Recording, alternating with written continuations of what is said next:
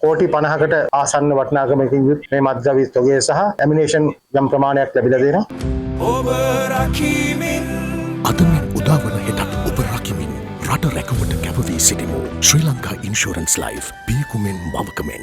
මේ සම්බන්ධව මේ වෙනකොට සැකකරුවන් 3 දෙනෙක් සහ සැකකාරියක් අත්අඩංගුවට ගන්න තියෙනවා. මේ අත්අඩංගුවට ගත සැකකරුවන් අතර 34 හැවිරිදි යුද හමුදාවේ හිටපු බුද්ධි නිලධාරියෙකු ඇතුළත් වෙනවා. ඔවුන් සම්බන්ධව අපි ඉදිරියට දීර්ඝ වශයෙන් විමර්ශන සිද්ධ කරලා තවදුරටත් මෙහි මත්ද්‍රව්‍ය තිබෙනවා නම් ඒවත් අත්අඩංගුවට ගන්න කටයුතු කරනවා. මේක මෙහෙवला තියෙන්නේ විදේශයක ඉන්න මත්ද්‍රව්‍ය ජාවාරම් කරුවෙක් විදිහට තමයි මෙහෙवला තියෙන්නේ. ඒ නිසා අපි ඉදිරියට මේ ආකාරයෙන්ම වැටලීම් සිද්ධ කරලා මේ රටේ මත්ද්‍රව්‍ය උවදුර පුරන් කරන්න අපිට කරන්න පුළුවන් හැමදේම අපි කරනවා. ඒ වගේම ඉදිරියේදීත් අපිට මේ වගේ වැටලීම් සිද්ධ කරගන්න හැකියාවක් ලැබෙන්නේ නැහැ. මහ ජනතාවගේ තොරතුරු මහ ජනතාවගේ සහයෝගය නොලැබුණොත්. ඒ නිසා අපි මහ ජනතාවගෙන් ඉල්ලීමක් කරනවා යම් කිසි හෝ තොරතුරක් ඔබ දන්නවා නම් මත්ද්‍රව්‍ය සම්බන්ධව කරුණාකරලා ඒ තොරතුරු ඔබගේ ළඟම තියෙන පොලිස් ස්ථානයට හෝ පෞද්ගලිකව මටත් ලබා දෙන්න පුළුවන් නම් එම ලබා දෙනවා නම් ඒ සම්බන්ධව ශනිකව ක්‍රියාත්මක වෙනවා කියන එක මම මේ අවස්ථාවේදී කියනවා.